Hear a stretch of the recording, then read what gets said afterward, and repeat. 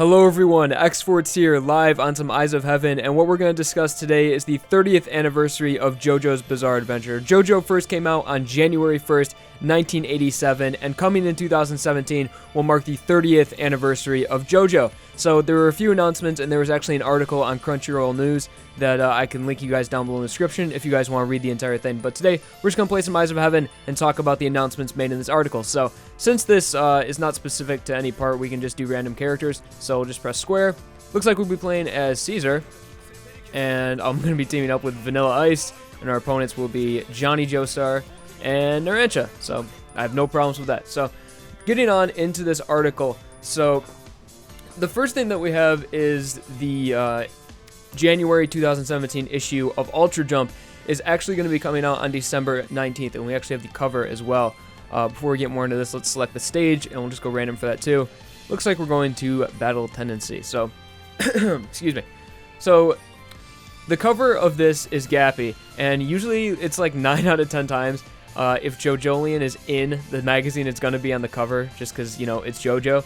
So, of course, we have Gappy on the cover, celebrating the 30th anniversary, and that's like what the whole cover of the magazine is about, JoJo 30th anniversary. So, if you compare the art style of Part 8, early Part 8 to like later mid Part 8 that we're in right now, it's already changed so much, and I feel like Araki is just like ever growing his art style, and he's like a new artist every single part. So, like, I'm going to put on screen the first issue of Ultra Jump with JOJOLian compared to the 30th anniversary, and Gappy just looks so different in general, so he just looks so much better as well, and I like the little things they add, like his shoes, and he has an iPhone in his hand and shit like that. So yeah, Ultra Jump is going to be coming out on December 19th officially. I know there's already leaks for like chapter 60 and all that, but I'm going to wait till it gets all good and translated, and then I'll get on to reviewing it, because you guys really enjoyed the JOJOLian chapter 59 review. And of course, as long as it's not on hiatus, I'm going to continue to do the reviews every single month, because I love JOJOLian. My favorite part, as you guys know.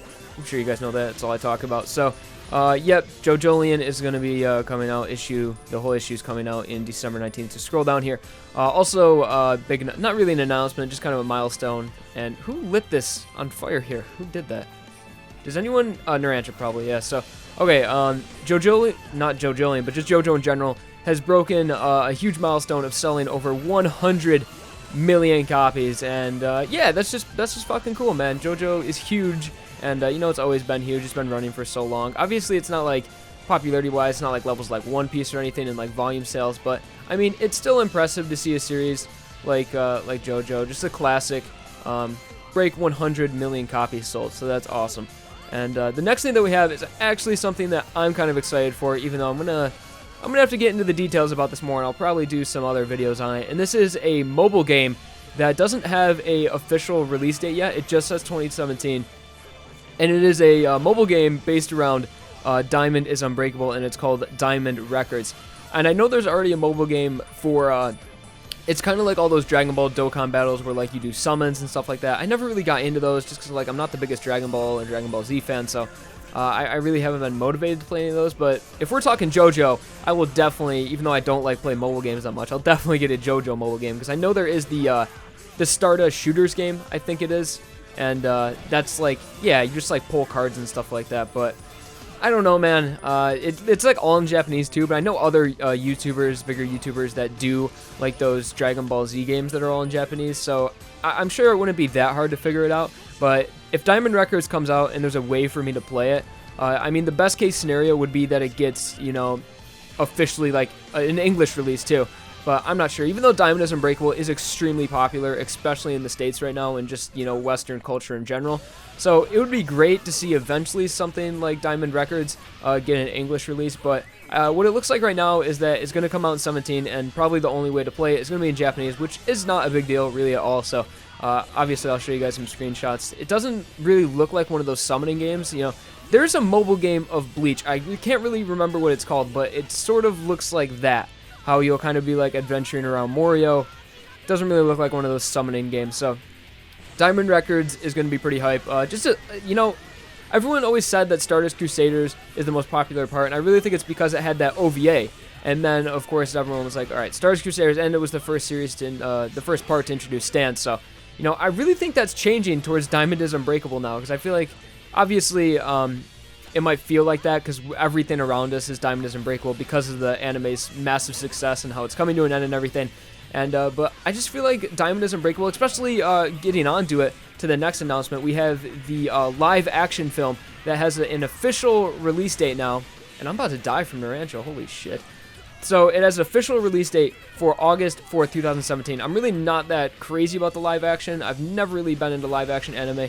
And in this game, I'm literally just going to run around and try to stay alive here. So, yeah, that is announced to release on August 4th, 2017. So I really don't want to talk much about this movie yet because, I mean, all we know are, like, the actors and everything. And we're just going to have to wait till it comes out. You know, one reason I don't really like live action is just because I don't think anime you know, fits well in a live action format, but I mean, it's JoJo. We'll check it out when it comes out and we'll talk about it then, or if we get any more massive news about it. So that will be coming out on August 4th. And also some other minor news is that on February 17th, coming up pretty soon, next year, the Steel Ball Run manga is going to get re-released in little omnibus sets.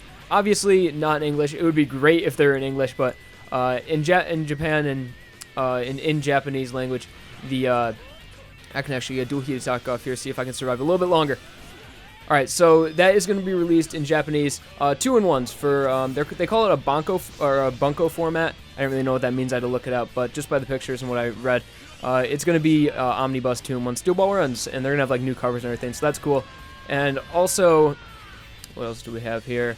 So we have the 2-in-1s for Steel Ball Run, live action, Diamond Records, and also we have the cover for JOJOLands 14 released as well, and that looks nice too, of course.